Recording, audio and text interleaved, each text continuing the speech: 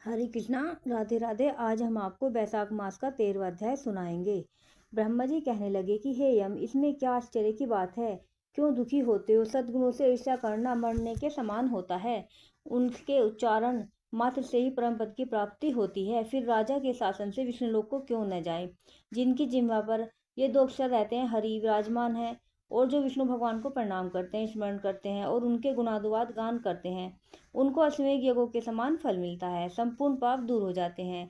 भगवान प्रसन्न होने से विष्णु लोक प्राप्त कर सायुज्यता को प्राप्त करते हैं। यज्ञ करने वाले, कुरुक्षेत्र सरस्वती में स्नान करने वालों को तो फिर से जन्म लेना पड़ता है, परंतु बैसाख मास में जो माधव भगवान के धर्मों का पालन करते हैं, उन पर विष्णु भगवान प्रसन्न होते हैं, सदा उनकी सहायता करते हैं। हे शौर्य, उस राजा का प्रभाव मेरे वश में नहीं है, क्योंकि वासुदेव भगवान के भक्तों का अशुभ कहीं नहीं होता। उसको जन्म, मृत्यु, जरा, व्याधि आदि भय नहीं व्यापते।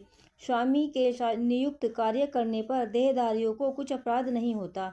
हे यम, जब तू इस कार्य को करने में असमर्थ है तो तेरा क्या दोष है? तू शोक मत कर। ब्रह्मा जी के ऐसे कहने पर यम बहुत दुख हो दीन वाणी में कहने लगा कि हे तात, अब मुझे अपने काम पर जाने की इच्छा नहीं है। इस महावीर्यवान राजा को जब से मैं अपने धर्म के चलायमान कर दूंगा, तब कृत्य कृत्य होऊंगा।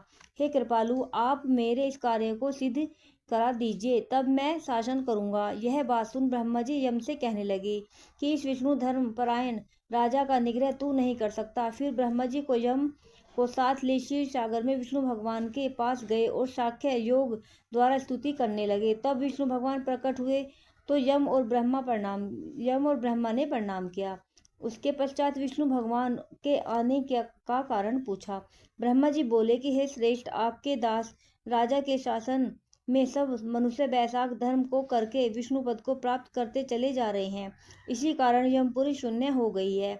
इसका अत्यंत दुखी होकर यह यम राजा से युद्ध करने गया तो उसको मारने का दंड उठाया। तब आपके चक्र ने इसे परास्त कर दिया, तो यह दुखी हो मेरे पास आया। हम आपके महात्मा भक्तों को दंड देने की सामर्थ्य नहीं रखते हैं, अतः हे महावीरो, हम आपकी शरण में आए हैं। इसलिए हे प्रभु, उस राजा को दंड देकर आप अपने यम की रक्षा करिए।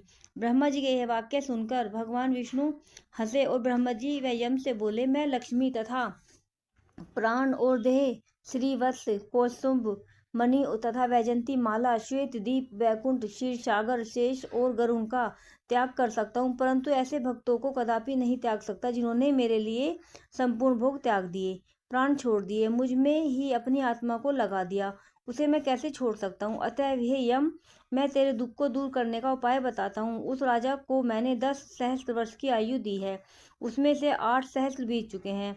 अब 2 सहस्त्र बीत जाने पर आयु भोग कर वह मेरी सायुज्य भक्ति को प्राप्त हो जाएगा। तब एक वेन नाम का राजा बड़ा दुराचारी होगा, वह सब वेदों धर्मों का लोप कर देगा। तब वैसे के धर्म भी नष्ट हो जाएंगे। फिर अपने ही पाप से वेन जल जाएगा। तब मैं पृथु का रूप धारण करके पुनः धर्मों की स्थापना करूंगा।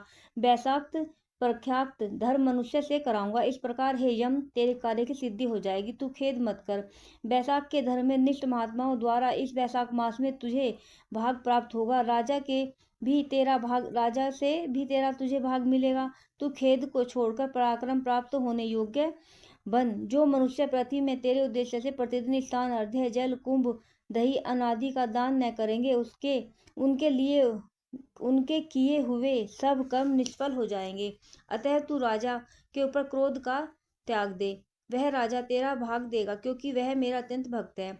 और जो कोई प्राणी तेरा भाग देकर बैसाख धर्मों के प्रवक्त हो, उनके धर्म में तू विघ्न मत करना। जो धर्म का पालन करता तुम्हें छोड़ केवल मेरा ही भजन करे, उनको तुम मेरी आज्ञा से अवश्य दंड देना।